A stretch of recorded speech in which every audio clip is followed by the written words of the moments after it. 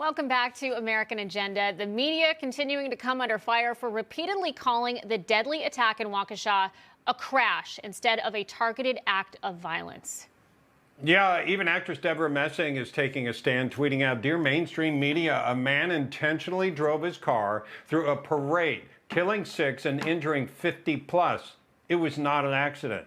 Call it by its name, hashtag Waukesha Massacre. And it was a domestic terror attack. Don't minimize, please." Wow, surprising coming from her. So is this the incident in Waukesha, the straw that finally broke the liberal Democrats' back? Well, joining us now to discuss is Bold TV anchor and political commentator David Grasso and host of Money Talk with Melanie and Project 21 member Melanie Collette. Welcome to you both. Happy Thanksgiving. Happy Thanksgiving. Happy Thanksgiving to all of you. Melanie, I'll start with you. I was really surprised by this tweet by Deborah Messing, usually pretty, off the deep end as far as her liberal beliefs. But certainly I'll say that I agree with her. Domestic terror, there's no question about it. The media needs to call it like it is. Indeed. Every now and then, a liberal has a moment of clarity and reality, and you get a tweet like this. But one of the things that we do on the right that kind of irritates me is that we see one tweet from a liberal that has a moment of clarity that's actually accurate and steeped in reality, and we go, "Oh my God, is she turning conservative?" No, she's not. Let's not send out the Republican voter card anytime soon. That's not going to happen. I think she just had a moment of clarity, but good for her for being brave and pointing that out. All right, let's listen to what MSNBC called the tragedy in this particular case. Listen to this.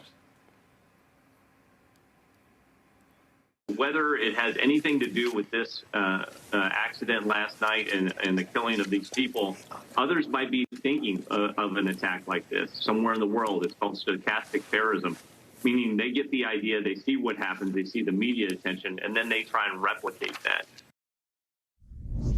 Yeah, a crash. Now, granted, that was early on. I think what concerns me more, David, is the reluctance of so much of the media on the left to take this seriously and to attach anything. You know, they'll drop the race card on just about anything that involves people who are white. But you get someone of color involved with something, and it takes them forever to make any kind of connection.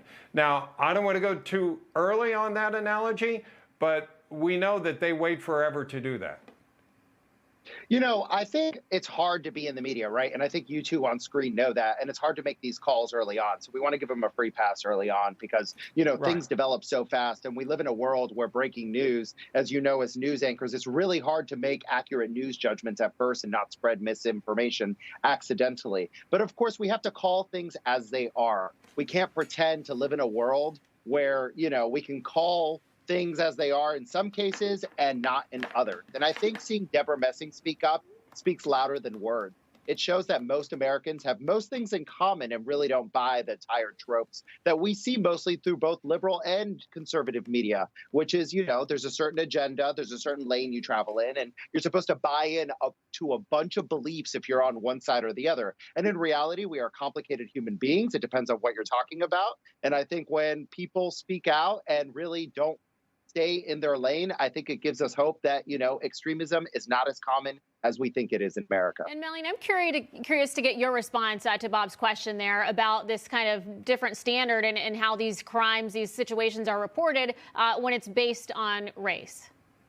It's very typical of the mainstream media to call out white supremacy and some kind of racism. Like, maybe the white people should have, gotten out of the way as he was rolling through the parade. They're such white supremacists. Like that kind of level of ridiculous is what the mainstream media tends to do whenever race is involved. And if they were straight shooters and reporting down the middle and simply reporting the facts as they're supposed to, we wouldn't have this situation. And quite frankly, we'd have a much less divided country when it comes to race in that regard as well. The mainstream media takes a lot of responsibility when it comes to the state of our nation and the state of race relations today. Yeah, and David, you know, one of the things that bothered me is I watched a lot of the Rittenhouse case. We covered it, we followed it, we reported on it, and when it came out, we were right on top of it. And a very similar coverage of the case down in Georgia, the Arbery case. And it seemed to me that people got bad information from those on the left in the media, especially on Rittenhouse. They couldn't read into the actual argument of self-defense. They wanted to brand him a white supremacist that goes all the way up to then candidate Biden. And they just couldn't back off that and say that the system worked. Yet you did have 3 guys who killed a black man in Georgia. They were convicted. Didn't the justice system work in both cases? I think we have to see the changes that we've seen culturally in America, and I think it's very relevant on today's Thanksgiving. It's no longer about just the facts in any case or, legal arguments. We color everything by what we believe. And it's really sad because, it all depends on what you're talking about. I think it's really hard to generalize to say the system works or the system doesn't work. But what I do see is that we're projecting our own beliefs and our own worldviews onto things that really have no place to project them on. And I think we're seeing that through the media and through extremism. And a lot of people are, surprised at the outcome of these cases because, they're exact opposites, right? And I think that we see that the world is much too complicated to reduce to a soundbite like the one I'm doing right now.